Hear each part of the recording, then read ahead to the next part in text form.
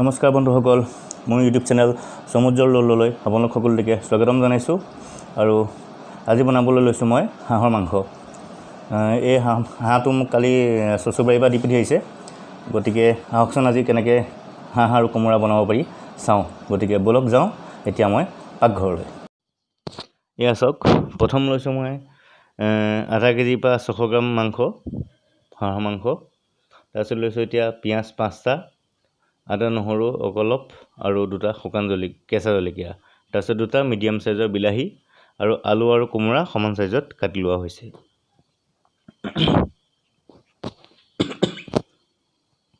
এয়া মাংসখিনি ইয়াত প্ৰথমতে পিঁয়াজখিনি এড কৰি দিছোঁ।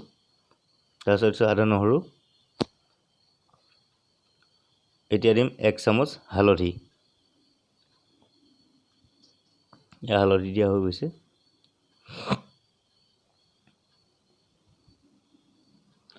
ইয়াত দিছোঁ অকণমান সোৱাদ অনুসৰি নিমখ মই অকণমান দিছোঁ, কাৰণ পিছত মই আকৌ নিমখ এড কৰিম, সিজিবৰ কাৰণে জাষ্ট অকণমান দি দিছোঁ।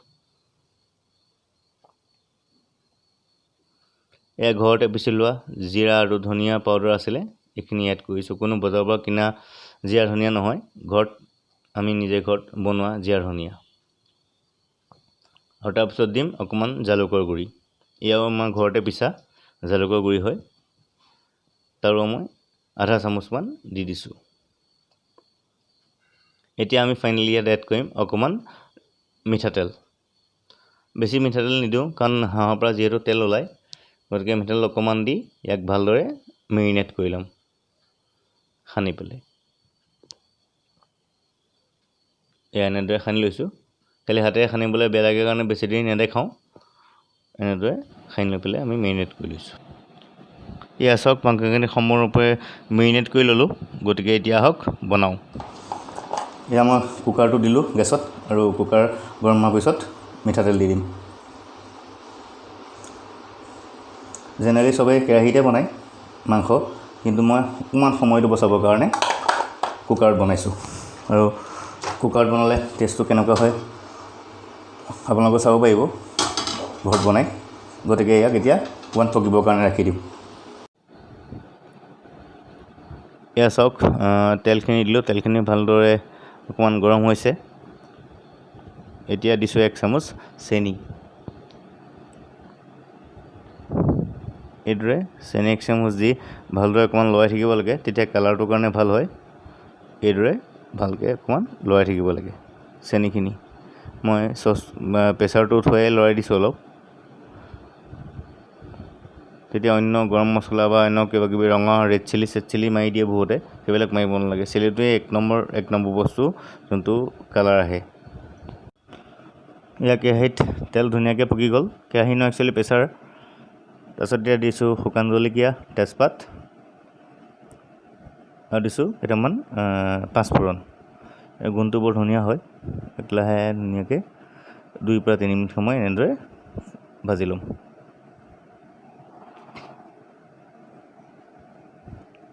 এয়া ধুনীয়াকৈ কালাৰটো আহিব, জলকীয়াকেইটা অকণমান ক'লা হ'ব। এইদৰে 2 পৰা 3 মিনিট সময় মিডিয়াম ফ্লেমত ভাজি ল'ম। এতিয়া দিছোঁ কাটি লোৱা আদা নহৰু পিঁয়াজ আৰু জলকীয়াখিনি। এয়া চাওক, এতিয়া ইয়াকো ভালদৰে লৰাই গল্ডেন ব্ৰাউন হোৱালৈকে ভালদৰে আমি ভাজি ল'ম। এনেদৰে এয়া পিঁয়াজ আৰু গোটেইখিনি ধুনীয়াকৈ ভাজ খাই গ'ল, দেখিছেনে? বিলাহীৰ লগত কালাৰটো বৰ ধুনীয়া আহিছে। এয়া বৰ ধুনীয়া আহিছে। এতিয়া মঠি লোৱা মাংসখিনি ইয়াত দি দিম। এনেদৰে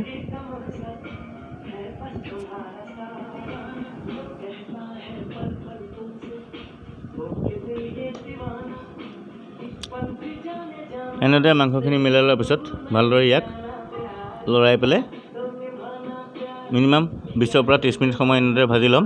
আৰু প্ৰত্যেক 10 মিনিটৰ মূৰে মূৰে ইয়াক লৰাম। আৰু 15 মিনিট হোৱাৰ পিছতেই আলু আৰু কাটি লোৱা কোমোৰাখিনি ইয়াত এড কৰি দিম। চাওক, এনেদৰে লৰাই থাকিব। এইদৰে লৰাব লাগে দেখিছেনে ইমান ধুনীয়াকৈ পিঁয়াজখিনি কালাৰটো গোল্ডেন ব্ৰাউন হৈছে দেখিছেনে মাংসখিনিও ধুনীয়াকৈ সিজি গৈছে আপোনালোকে প্ৰেছাৰত বনাব তেতিয়া বেছি ভাল হয় এয়া চাওক আলু দি দিলোঁ আৰু কোমোৰা দি দিলোঁ তাৰপিছত এনেদৰেও আকৌ 15 পৰা 20 মিনিট সময় ভাজিব লাগিব কাৰণ হাঁহ হয় হাঁহটো ফককৈ নিসিজে এয়া এনেদৰে ভজাৰ পিছত ভালদৰে ভাজি থাকিব লাগিব কালাৰটোৰ কাৰণে আৰু যিমানে ভাজি থাকিব সিমানে কালাৰটো উঠি আহি থাকিব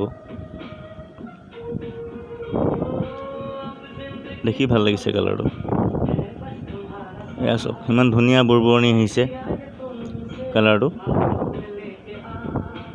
এতিয়া অকণ আগতে নিমখ কম দিছিলোঁ এতিয়া অকণমান নিমখ মই আকৌ যোগ কৰি দিছোঁ মাজতে কাৰণ কোমোৰা দি দিয়াৰ কাৰণে নিমখখিনি টানি লয় আগৰ নিমখখিনি গতিকে সেইকাৰণে সোৱাদৰ কাৰণে নিমখ আৰু অকণমান দি দিছোঁ চাওকচোন অকণমান ক'লা ক'লাও হৈছে অকণমান ৰঙা ৰঙাও হৈছে দেখিবলৈ মাংসখিনি ধুনীয়া লাগিছে আপোনালোকে এনেদৰে প্ৰেছাৰত বনাই ট্ৰাই কৰিব পাৰে মাংসবিলাক আমি চবেই কেৰাহীতে বনাওঁ কিন্তু প্ৰেছাৰত বনালে আপোনাৰ সময়টো কম লাগে এয়া কিছুমান গৰম মছলা লং ডালচেনি ইলাচি ঘৰতে পিচি লোৱা ইয়াক ভালদৰে এনেকৈ মিশ্ৰণ কৰি লৰাই ল'ম আৰু মই কৈ আছিলোঁ যে প্ৰেছাৰত বনালে কি হয় সময়টো কম লাগে মানে কি হয় কেৰাহীত বনালে আপোনাৰ এঘণ্টা মিনিমাম লাগি যায় আৰু যদি প্ৰেছাৰত বনাওঁ আমি মিনিমাম 20 পৰা 30 মিনিট সময় ভাজি পানী দি ঢাক মাৰি দিব পাৰোঁ এয়া চাওক এতিয়া আমি দি আছোঁ গৰম পানী সদায় গৰম পানী দিব লাগে গৰম পানী দিলে সোনকালে উতলটোও আহে আৰু ভালো হয় এতিয়া হাঁহৰ কালাৰটো ধুনীয়াকৈ ওলাই গৈছে পানী দি দিলত ধুনীয়া লাগিছে দেখিবলৈ এনেদৰে আপোনালোকে ধুনীয়াকৈ ঘৰত প্ৰেছাৰত বনাই ট্ৰাই কৰিব পাৰে কেৰাহীতটো চবেই বনায় চাওকচোন এয়া ইমান ধুনীয়া কালাৰ আহিছে বুৰবুৰণি সৈতে হাঁহ যদিও দেখাত পাৰ মাংস লেখিয়াই লাগি গৈছে খাওঁ খাওঁ লাগি গৈছে দেখাতে সঁচাকৈ জহা চাউলৰ লগত পৰিৱেশন কৰিলে আৰু বেছি ভাল লাগিব যিহেতু মোৰ ওচৰত জহা চাউল নাই কিন্তু তাৰ লগত বেছি মজা লাগিব মানে আল্টিমেট লাগিব খাই পেলাই এতিয়া উতল অহাৰ পিছত এতিয়া মই প্ৰেছাৰৰ ঢাকন এখন লগাই দিছোঁ লগাই মই 5 পৰা 6টা চিটি দিম তাতকৈ বেছি চিটি নিদিওঁ এয়া মই খুলি দিলোঁ কমপ্লিট হৈ গ'ল ধুনীয়াকৈ সিজি গ'ল পানী অলপ শুকাই গ'ল চাওকচোন এয়া লৰাই দিছোঁ পানীও অলপ শুকাই গ'ল এতিয়া অকণ গ্ৰেভি টাইপ হৈছে বস্তুটো কোমোৰা সিজিলে আলু সিজিলে গতিকে আমি এতিয়া বেলেগ এটা পাত্ৰ দিয়াক পৰিৱেশন কৰিম চাওঁচোন আহক কেনেদৰে পৰিৱেশন কৰোঁ